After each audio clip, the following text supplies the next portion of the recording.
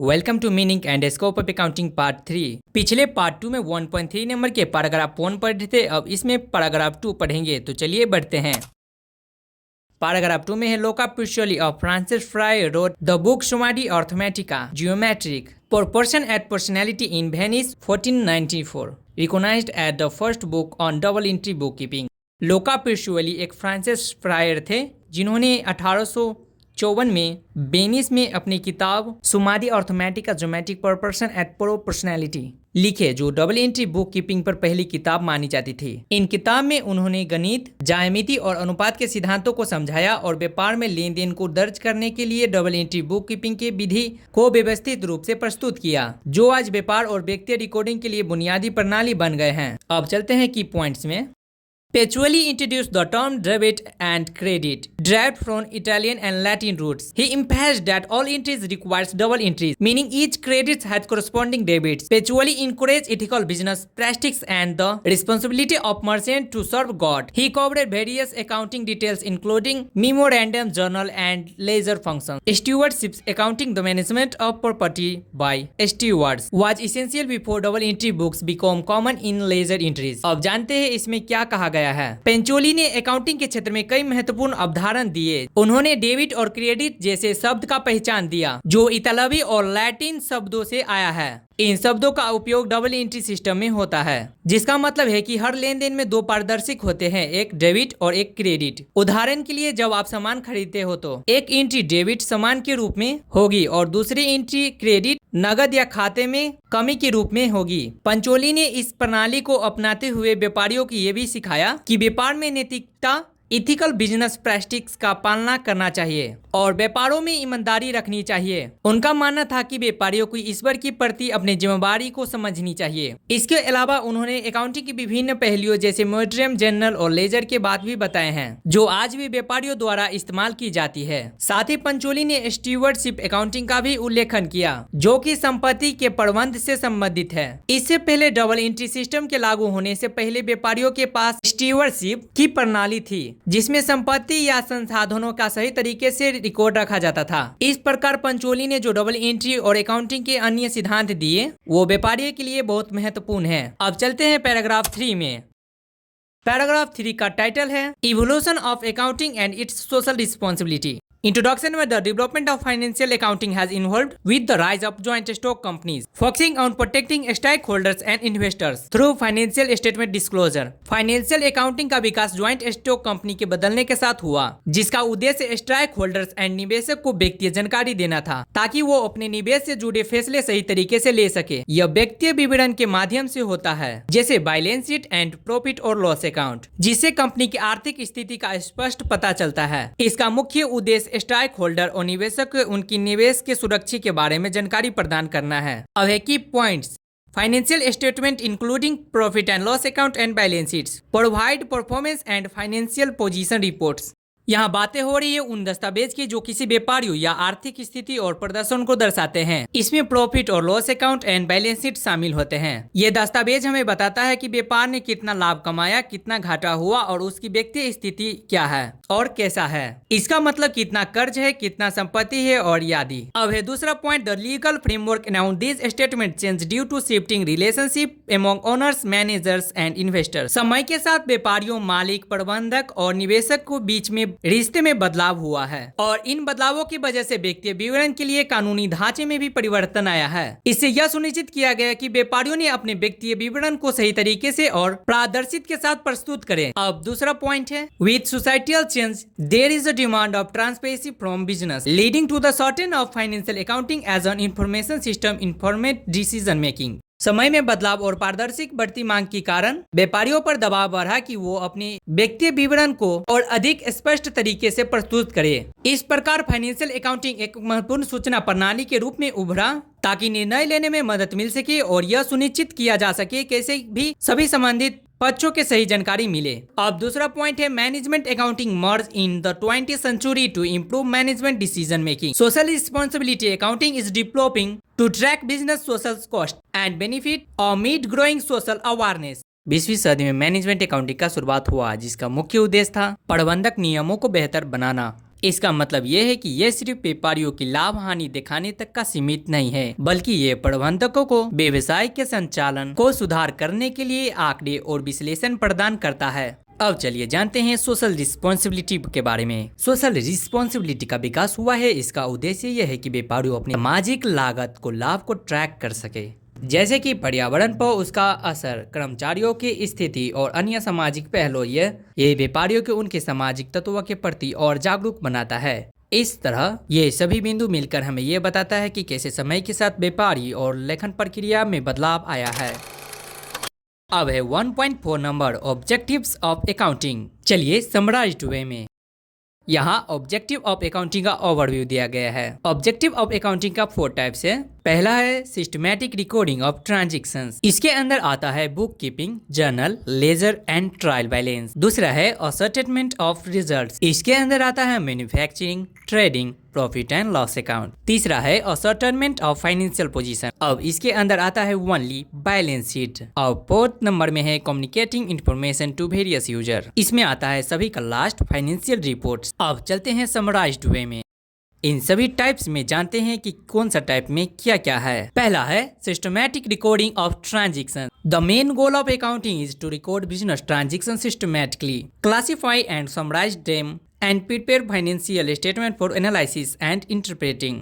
ये वाक्य कहता है कि लेखांकन का काम है व्यापारियों के लेन देन को सही तरीके से रिकॉर्ड करना, उन्हें अलग अलग क्लासिफाइंग में बांटना, फिर उनका समराइजिंग तैयार करना और इसके बाद इन सभी जानकारी को ऐसे वित्तीय रिपोर्ट में बदलना जो हमारी कंपनी की आर्थिक स्थिति समझाने और उसको विश्लेषण करने में मदद करे, ताकि हम सही निर्णय ले सके। इसमें लेन देन का सही तरीके से रिकॉर्ड करना होता है, उसे समझने के लिए आसान तरीके से वर्गीकृत और संक्षेप किया जाना और अंतिम रूप में वित्तीय विवरण तैयार करना शामिल है, ताकि किसी भी व्यापारी, निवेशक या निर्णय लेने वालों को कंपनी के बारे में साफ जानकारी मिल सके। अब है number 2, assortment of result of above record transactions. Or accountant prepare a profit loss account to assess business performance showing profit when revenue exceeds expense and losses, when expense exceeds revenue, aiding management in decision making। यह accountant द्वारा तैयार की गई profit और loss account के प्रक्रिया दर्शाता है। इसका मुख्य उद्देश्य व्यापारियों के प्रदर्शन का मूल्यांकन करना। इसमें खाते में यह दिया जाता है कि रेवेन्यू एक्सपेंस अधिक हो तो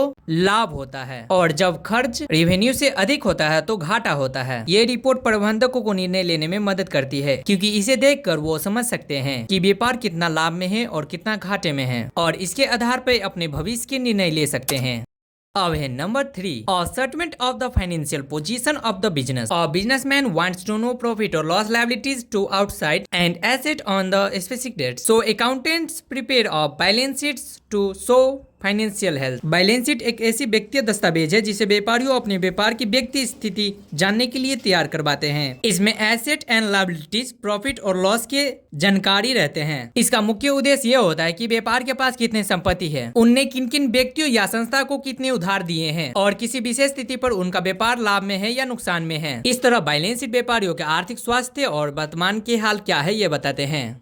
अब है number 4, providing information to the users for rational decision making. Accounting communicates financial result to stakeholders thought financial statement aiding decision making. इसका मतलब है कि सही फैसले लेने के लिए उपयोगकर्ता को जानकारी देना। जब हम अकाउंटिंग की बात करते हैं तो इसका मुख्य उद्देश्य होता है व्यक्ति परिणामों को स्टेक होल्डर्स जैसे निवेशक, बैंक, सरकारी एजेंसी आदि तक पहुंचाना। यह जानकारी हम फाइनेंशियल स्टेटमेंट के माध्यम से प्रदान करते हैं, जैसे balance sheets, income statement and cash flow statement. इस व्यक्तिगत विवरण से स्टेक होल्डर्स जान सकते हैं कि कंपनी के पास कितनी संपत्ति है, उन्होंने कितना आय और कितने खर्च किए हैं और उसकी नकद की स्थिति कैसा है। इससे उन्हें यह निर्णय लेने में मदद मिलती है कि क्या निवेश करना चाहिए या नहीं, कर्ज देना चाहिए या नहीं, ये कंपनी की व्यक्ति स्थिति मजबूत है या नहीं है। इस तरह से लेखांकन का उद्देश्य होता है कि सही और सोच समझा कर निर्णय लेने के लिए व्यक्तिगत जानकारी प्रदान करना।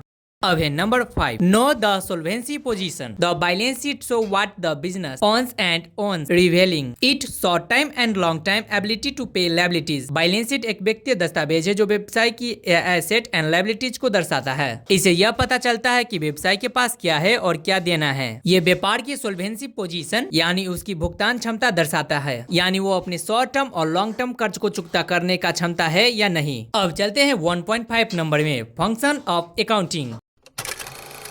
फंक्शंस ऑफ अकाउंटिंग के फंक्शंस दिए गए हैं। यहाँ नंबर ए में है measurement. Accounting measures past performance of the business entries and depicts its current financial position. Accounting व्यापार के पिछले प्रदर्शन को नापने का काम करता है और ये वर्तमान व्यक्ति स्थिति को दर्शाता है। इसका मतलब ये है कि हम कंपनी के पिछले कामकाज को देखकर यह जान सकते हैं कि कंपनी कैसा प्रदर्शन कर रहा है, जैसे खर्च, लाभ या नुकसान। अब है number B, forecasting. Accounting helps in forecasting future performance and financial position of the enterprises using past data and analysing trends. Accounting मदद करता है भविष्य की प्रदर्शन और व्यक्ति स्थिति को अनुमान लगाने में। यह हमें पिछले डाटा को विश्लेषण करके ये समझाने में मदद करता है कि भविष्य में कंपनी क्या प्रदर्शन करने वाला है। जैसे कि अगले पिछले कुछ सालों में लाभ बढ़ा है तो हम ये अनुमान लगा सकते हैं कि अगले साल लाभकारी हो सकता है या नहीं। अब है number C, Decision making. Accounting provide relevant information to the users of account to aid rational decision making. Accounting उपयोगकर्ता को महत्वपूर्ण जानकारी प्रदान करता है जिससे वो सही निर्णय ले सके। उदाहरण के लिए एक निवेशक यह देख सकता है कि कंपनी ने पिछले साल कितना मुनाफा कमाया है ताकि वो यह तय कर सके कि उसे इसमें निवेश करना चाहिए या नहीं। अब है number D, comparison and evolution. Accounting assess performance achieved in relation to target and disclosure information regarding accounting policies and contingent liabilities which play an important role in predicting, comparing and evaluating the financial results. Accounting ये आकलन करते हैं कि निर्धारित लक्ष्य के मुकाबले प्रदर्शन कैसा कर रहा है। इसके अलावा यह अकाउंटिंग पॉलिसीज और कॉन्टिजेंट लायबिलिटीज की जानकारी प्रदान करता है जो भविष्य में किसी भी व्यक्ति परिणाम को पुनः निर्माण करने में मदद करती है। ऐसे हम कह सकते हैं कि यह पहले तय लक्ष्य को मुकाबले कंपनी के प्रदर्शन को नापता है और परिमाणों का मूल्यांकन करता है। अब number E, control. Accounting also identifies weakness of the operational system and provide feedbacks regarding effectiveness of measures adopted to check such weakness. Accounting operational system की कमजोरी को पहचानने में मदद करता है और उन कर्मचारियों के दूर करने के लिए उठाया गया कदम की प्रभावशीलता पर प्रतिक्रिया प्रदान करता है। इसका मतलब है कि कंपनी की काजकाम में कोई कमी है तो अकाउंटिंग यह बताएगा कि क्या सुधार का उपाय है या नहीं। Government regulation and tax. Accounting provides necessary information to the government to access control on the entries as well as in controlling on tax revenues. Accounting सरकार को जरूरी जानकारी प्रदान करता है ताकि वो व्यापार पर नियंत्रित रख सके और टैक्स वसूल करने में मदद कर सके। उदाहरण के लिए सरकार यह जानने के लिए कोई कंपनी सही टैक्स दे रहा है या नहीं। अब है 1.6 नंबर, बुक कीपिंग। चलते हैं बुक कीपिंग का समराइज्ड वे में पढ़ेंगे।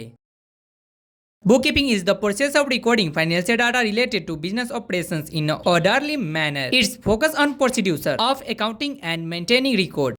बुक कीपिंग वो प्रक्रिया है जिसमें व्यापारियों या कंपनी की जुड़े सारी व्यक्तिगत जानकारी के संगठन और व्यक्तिगत तरीके की रिकॉर्ड किया जाता है। इनमें सभी लेन देन, खर्च, आय और अन्य व्यक्तिगत गतिविधियों के निर्णय रूप में दर्ज किया जाता है ताकि व्यवसाय की आर्थिक स्थिति और नाफे नुकसान की सही हिसाब रखा जा सके। यह एक तरह की लेखांकन प्रक्रिया है जिसमें सभी दस्तावेज और आंकड़ों को उचित तरीके से संगठित और संक्षेप किया जाता है ताकि व्यवस्थापन, निवेशक और अन्य संबंधित पक्ष सही निर्णय ले सके।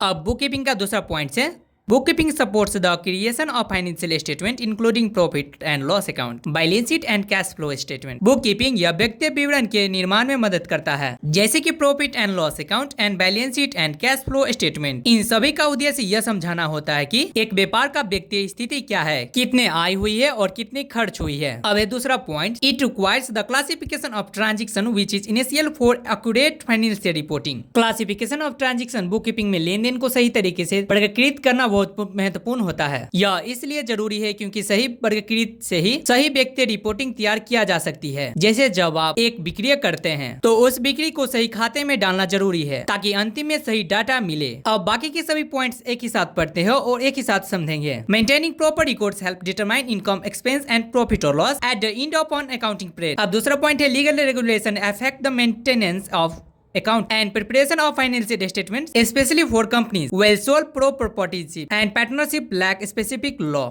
एक बुक कीपर का काम पूरा व्यवसाय का रिकॉर्ड देखना होता है या किसी विशेष क्षेत्र को जैसे ग्राहक खाता को देखना होता है। अगर आप एक बुक कीपर हैं तो आपको यह तक करना होता है कि कौन से लेन देन किस खाते में जाए और कौन सी जानकारी महत्वपूर्ण है। अब जानते हैं मेंटेनिंग रिकॉर्ड्स के बारे में। जब हम सही तरीके से सारे लेन देन रिकॉर्ड को देखते हैं तो हम यह पता लगा सकते हैं कि एक निश्चित समय अवधि में कितने आय हुए यानी कि इनकम, कितने खर्च हुए और अंतिम में प्रॉफिट और लॉस कितने हुए। यह आंकड़े व्यवसाय की संचालन को समझने में मदद करता है। व्यक्ति रिकॉर्डिंग के देखरेख और व्यक्ति विवरण के निर्णय पर कानूनी निर्माणों का असर पड़ता है। खास तौर पर कंपनी के लिए ये नियम बहुत सख्त होता है। सोल प्रॉपर्टीशिप एंड पार्टनरशिप के लिए इन नियम को जटिल काम होती है, लेकिन फिर भी रिकॉर्ड को सही तरीके से रखना जरूरी है। इन बिंदुओं को समझने से आपको बुक कीपिंग का सही महत्व ज्ञान मिलेगा और इसके प्रभाव को समझने में मदद मिलेगी। अब 1.6.1 number objectives of book keeping. इनका 2 टाइप्स है। पहला है complete recording of transaction. It is concerned with complete and permanent record of all transaction in a systematic and logical manner to show its financial effect on the business. इसका मतलब है कि हर एक लेन then को पूरी तरह से और अस्थायी रूप से एक व्यवस्थित और सटीक तरीके से रिकॉर्ड किया जाए, ताकि यह दिख सके कि उस लेन देन का व्यवसाय पर क्या व्यक्ति असर पड़ता है। यह लेखा प्रक्रिया में सभी लेन देन का दर्ज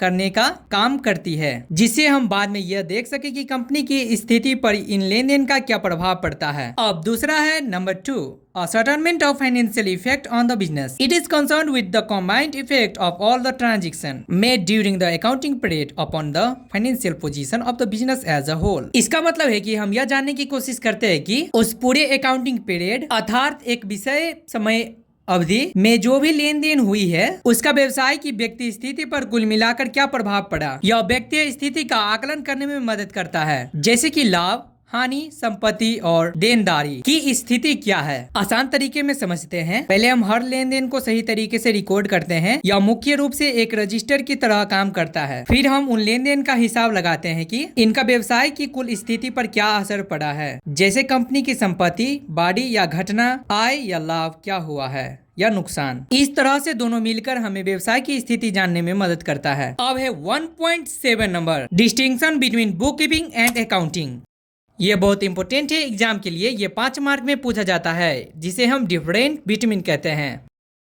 अगर एग्जाम में डिफरेंट बिटवीन पूछा जाए तो एक तरफ बुक कीपिंग लिखेगा, एक तरफ अकाउंटिंग लिखेगा। पॉइंट्स, दोनों का जो पॉइंट्स होता है वो लिखना है हमें, जैसे कि इसमें दिया गया है। चलिए समझते हैं इन पॉइंट्स में क्या कहा गया है। It is a process concerned with recording of transaction. Number 2 में है it's consistent as a base for accounting. 3 number में है financial statement do not form part of this process. Number 4 में है managerial decision can not be taken with the help of this record. Number 5 में है there is no sub field of book keeping. Number 6 में है financial position of the business can not B through book keeping record. चलिए जानते हैं इनका मतलब क्या हुआ। बुक कीपिंग एक प्रक्रिया है जो सभी लेन देन को रिकॉर्ड करने के संबंधित होती है। यह अकाउंटिंग का एक हिस्सा है, यानी बुक कीपिंग अकाउंटिंग का आधार है। बुक कीपिंग में फाइनेंशियल स्टेटमेंट तैयार नहीं की जाती। इसका मतलब यह है कि इस प्रक्रिया के अंतर्गत केवल लेन देन की ही जानकारी रखी जाती है, लेकिन व्यक्ति रिपोर्ट या स्टेटमेंट नहीं बनाते हैं। बुक कीपिंग से संबंधित निर्णय मैनेजरियल डिसीजन लेने में मदद मिलती है, क्योंकि इसमें केवल लेन देन के ही रिकॉर्ड होते हैं, परंतु ये निर्णय लेने के लिए प्राप्त जानकारी नहीं प्रदान करता है। बुक कीपिंग में कोई विशेष उप क्षेत्र सब फील्ड नहीं होता। इसका मुख्य उद्देश्य केवल लेन देन को सही तरीके से दर्ज करना है। बुक कीपिंग से व्यापार की फाइनेंशियल पोजीशन की पता नहीं चल सकता। इसका मतलब है कि आप सिर्फ यह जान सकते हैं कि कितने लेन देन हुए हैं, लेकिन यह नहीं जान सकते कि कंपनी की आर्थिक स्थिति कैसी है। अब सारांश तरीके से समझते हैं। बुक कीपिंग केवल एक तकनीकी प्रक्रिया है जो लेन देन को रिकॉर्ड करती है, परंतु इससे हमें व्यापार के बारे में गहरी जानकारी या निर्णय लेने के लिए कोई संकेत नहीं मिलता। इसका मुख्य उद्देश्य केवल डेटा को सही तरीके से सबमिट करना है। अब जानते हैं अकाउंटिंग के डिफिनेशंस के बारे में। नंबर 1 में दिया गया है it is a process concerned with summarise of the recording transaction. Number 2 में है it is considered as a language of the business. और नंबर 3 में है financial statement are prepared in this process of the basic of book keeping record. 4th में है management take decision on the basic of this record. Number 5 में है it has several sub fields like financial accounting, management accounting etc। और last में है number 6 financial position of the business is certain on the basic of the accounting report. अब समझते हैं इसमें क्या कहा गया है। अकाउंटिंग एक ऐसी प्रक्रिया है जो व्यापार के सारे लेन देन को रिकॉर्ड करने के बाद उन्हें संक्षेप में समराइज पेश करने का काम करती है। इसे व्यवसाय की भाषा लैंग्वेज ऑफ बिजनेस कहा जाता है, क्योंकि इसके जरिए व्यापार के सारे आर्थिक पहलुओं को स्पष्ट रूप से समझा जा सकता है। इस प्रक्रिया में फाइनेंशियल स्टेटमेंट तैयार की जाती है जो पहले से रिकॉर्ड की गई खाते बही बुक कीपिंग रिकॉर्ड्स के आधार पर बनते हैं। यह स्टेटमेंट व्यापार की व्यक्ति स्थिति फाइनेंशियल पोजीशन को दर्शाता है, जैसे कि उसके पास कितनी संपत्ति है, कितने उधार है और उसके पास कितनी मुनाफा या घाटे कितना है। मैनेजमेंट इन रिकॉर्ड और रिपोर्ट्स को इस्तेमाल करता है डिसीजन मेकिंग के लिए। उदाहरण के लिए वो यह तय करते हैं कि कंपनी को कितने पैसे निवेश करना चाहिए या कितने कर्मचारियों को नियुक्त करना चाहिए। अकाउंटिंग के कई उप क्षेत्र सब फील्ड्स होते हैं, जैसे फाइनल अकाउंटिंग, मैनेजमेंट अकाउंटिंग आदि। इस सभी का उद्देश्य व्यापार की आर्थिक त्रुटि को बेहतर तरीके से समझना और उस पर आधारित फैसले लेना होता है। संक्षेप में अकाउंटिंग यह सुनिश्चित करते हैं कि व्यापारियों की हर व्यक्तिगत गतिविधियों को सही तरीके से रिकॉर्ड किया जाए और उनकी स्थिति को स्पष्ट रूप से दिखाया जा सके ताकि सही निर्णय लिया जा सके। अब यहाँ दिया गया है relation of accounting and book keeping के पाई चार्ट की अकाउंटेंसी, अकाउंटिंग और बुक कीपिंग का रोल इन सभी में क्या क्या है, तो आप पाई चार्ट अनुसार समझ सकते हैं। अब आगे का नंबर है 1.8 number of fields of accounting. उन्हें हम पार्ट 4 में पढ़ेंगे। So thank you for watching. Please subscribe करना ना भूले। सी ए क्लासेस। अगर आपको पढ़ाई अच्छा लगा हो तो कमेंट करना ना भूले। Take care and bye bye.